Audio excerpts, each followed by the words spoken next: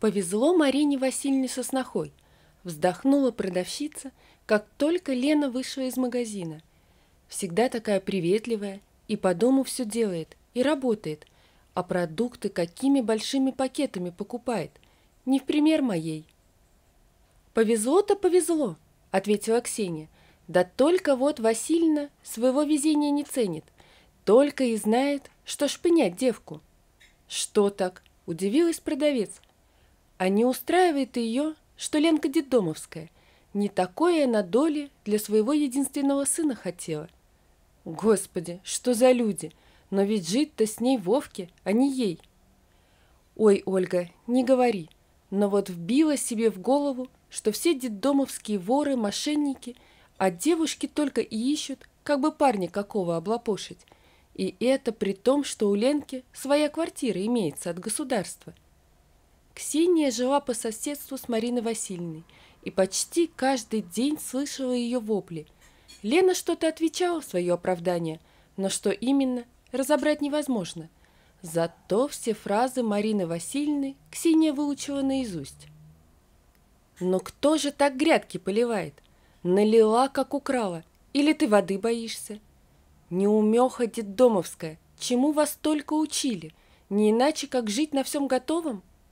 Вы, детдомовские, считаете, что вам все вокруг должны, а это не так». «Да что ты голосишь, как иерихонская труба?» Время от времени появлялся на сцене свекор Лены, Николай Григорьевич. Как правило, он возвращался либо с работы, либо с рыбалки. Надо сказать, его громогласная супруга сразу умолкала, но в его отсутствие травля продолжалась. О конфликте между свекровью и невесткой в семье Литвиновых в поселке не знал только ленивый. Большинство жителей поселка от души сочувствовали этой и впрямь славной девушке. Многие не понимали, почему сын Марины Васильевны не может заступиться за жену, ведь делает же это его отец.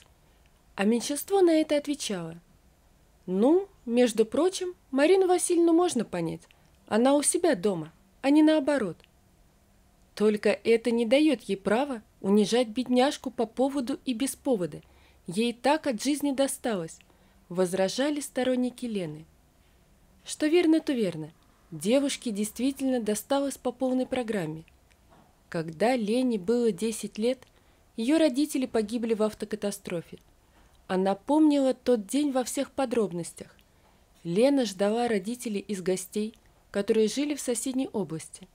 Рано утром, когда девочка собиралась в школу, позвонила мама и сказала, что привезет им с бабушкой много подарков. Она с нетерпением ждала, когда закончатся уроки. Лена придет домой, обнимет маму с папой, порадуется подарком, а потом они все вместе пойдут пить чай с тортиком. Прозвенел звонок с последнего урока. Лена летела домой как на крыльях. Только вместо родителей, подарков и чаепития ее ждала заплаканная бабушка. «Мама с папой еще не приехали?» «Ой, ба, что случилось?» – испуганно спросила Лена, заметив на глазах пожилой женщины слезы. «Леночка, твоих родителей больше нет», – ответила бабушка и, обняв внучку, горько зарыдала. А через 2 месяца не стало бабушки. Сердце Марии Ивановны не выдержало потери сына и любимой невестки. Так Лена попала в детский дом. Окончив школу, девушка поступила в училище. Еще в школе она полюбила шитье. Кроме того, в детском доме Лена с удовольствием посещала курсы шитья и кройки. Поэтому, когда речь зашла о выборе будущей профессии, у нее не возникло ни малейшего сомнения. Она решила стать портнихой. И не абы какой, а классной. В училище она познакомилась со своим будущим мужем Володей. Молодые люди встречались 3 года, то есть до окончания училища. А потом Вова сделал Лене предложение. Несмотря на явную антипатию со стороны будущей свекрови, свадьба состоялась. Благо молодым супругам есть где жить. Квартира, которую Лена получила на правах воспитанницы детского дома, нуждалась в срочном ремонте, и супруги решили пожить у родителей Вовы. Честно говоря, Лену такая перспектива не слишком радовала, но это лучше, чем дышать краской и спотыкаться о строительные материалы и прочие атрибуты ремонта. Тут-то уважаемая Марина Васильевна и проявила себя во всей красе. «Я что-то не пойму, а почему у вас нет детей?» — сказала свекровь, когда они всем семейством сели обедать. «Как-никак, уже год женаты». «А мы решили с детьми повременить», — ответил Вова. «Если честно, мы пока не готовы стать родителями.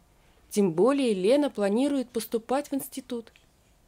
«А это еще зачем?» — удивилась Марина Васильевна. «А это за тем, что я хочу развиваться», — ответила сноха. «У меня далеко идущие планы». «Это какие же у тебя планы?» «Ну, например, открыть свое ателье, а для начала поработать по специальности. Сейчас я, правда, не нашла постоянную работу, но шью на заказ». «А разве среди детдомовцев такое возможно?» — хмыкнула свекровь. «А почему нет? Я так думаю, мы, детдомовские, такие же люди, как и все остальные. Разве нет?» «Ну, я всегда думала, что все детдомовцы сплошь воры, алкоголики и наркоманы, и все как один считаете, будто каждый вам должен». «А я это как-то дала вам понять?» — с удивлением спросила Лена. «Я что-то у вас требовала? Что-то не припомню. А что касается алкоголизма, наркомании и прочих пороков, так этого добра достаточно и среди тех, кто жил дома». Свекор, чувствуя, что обстановка накаляется, поспешил ее разрядить. «Да ладно тебе, Марина», — сказал он примирительным тоном. «Я так думаю, молодые сами разберутся, как им жить и когда рожать детей». «Нет уж», — не унималась Марина Васильевна. «Не все так просто. А я догадываюсь, почему у вас нет детей. Наверняка ее кто-то в детском доме обрюхатил, она забеременела, а потом избавилась от ребенка. И теперь вот у вас ничего не получается».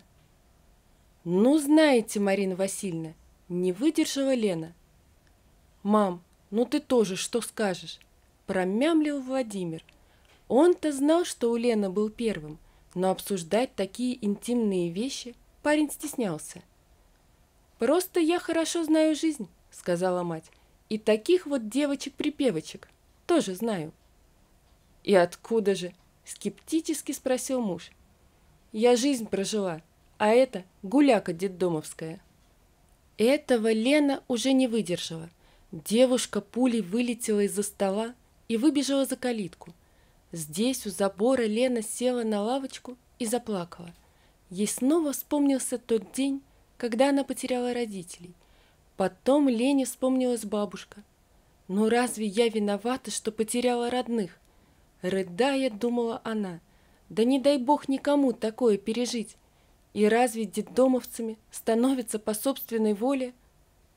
Лена услышала шаги и обернулась. Это был Володя. Он сел рядом и обнял жену. «Не обращай внимания», — сказал Вова. «Не обращать?» — воскликнула Елена. «Да твоя мать меня с грязью смешала, а ты сидел и молчал. Ты же прекрасно знаешь, что у меня до тебя никого не было». «Да знаю», — вздохнул муж, «но говорить об этом маме — это как-то...» «Понятно, постеснялся», — кивнула она. «Пусть лучше Марина Васильевна меня унижает и подозревает черти в чем, а ты будешь стесняться». «Лен, да мать уже и забыла, что она тебе сказала. Она всегда была такой. Наговорит, а через 5 минут забудет. Ну же, Ленок, прорвемся, только не вешай нос». «Не буду», — сквозь слезы улыбнулась Лена. «Ну вот и прекрасно, пошли в дом». Вова трудился в ЖЭКе и каждый день ездил на работу в город. Николай Григорьевич работал в поселке электромонтером. Свекровь работала счетоводом-кассиром в школе, но сейчас она была в отпуске, так что Лену ожидал месяц весьма нескучной жизни. То, что свекровь цеплялась и придиралась к ней по поводу и без повода, это еще полбеды. Марина Васильевна начала настраивать против нее сына. Однажды, когда Лена ушла в магазин, мать вновь начала допрос с пристрастием относительно детей. «Мам, но тебе же было сказано, что у нас пока другие планы», — ответил Владимир. «У вас или у твоей жены?» Пристально глядя на него, спросила Марина Васильевна. «Ну, Лена хочет поступить в институт». «Ну а ты? Как к этому относишься ты?» «Да нормально я к этому отношусь. У Лены есть цель. Разве это плохо?» «Цель – это прекрасно. Но тебе не кажется, что она тянет время? Не может забеременеть из-за своих похождений, вот и...» «Господи, мам, ну какие похождения!» Вова решил замалчивать это и вправду не имеет смысла. В конце концов, речь идет о его любимой женщине. У нее до меня никого не было. До тебя, возможно. А потом? Ну, вряд ли. Да не было. Отчего-то покраснев, ответил он. И ты в этом уверен на все 100? Ведь когда вы познакомились, она еще жила в детском доме, так? Ну так. Тогда откуда такая уверенность? Вова не то чтобы принял слова матери за аксиому, но первые ростки сомнения появились. Детский дом, судя по рассказам самой Лены, это еще тот вертеп. В общем, все может быть. Он только открыл рот, чтобы ответить матери, как распахнулась дверь, и на пороге появилась Лена наперевес с пакетами. Потому как мать и сын замолчали, Елена поняла, что говорили о ней, а Марина Васильевна удовлетворительно подумала, что клиент, то бишь ее сын, созрел. «Скажи-ка мне, а у тебя кроме меня никого не было?» – спросил Владимир, когда супруги легли спать. «Вов, что за вопрос? Не было. Сам придумал или кто-то подсказал?» «Конечно, подсказали», – подумала Лена, – «и нетрудно догадаться, кто». «Ну, просто вдруг интересно стало. У меня вот, например, были другие девчонки», – сказал он, но тут же поспешил добавить. «Правда, только до тебя». «Ну, а у меня вообще никого не было», – ответила жена и подумала, что, возможно, она просто себя накручивает. Но тут ей вспомнился тот разговор за обедом в день их приезда. Нет, вряд ли. Марина Васильевна унижала невестку, не стесняясь в выражениях. Она в красках живописала соседям, какая Лена плохая, и неумеха, и гулящая, и нищенка. При этом свекровь, похоже, забыла, что ее сын после свадьбы жил в квартире нищей жены.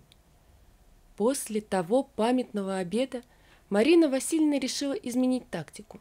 В присутствии сына она была вежлива и приветлива с невесткой, да и все гадости, которые она говорила про Лену, были ловко завуалированы. «Нет, я не хочу сказать о твоей жене ничего плохого, но...» и так далее. Но только муж и сын за порог, как начиналась самая настоящая экзекуция.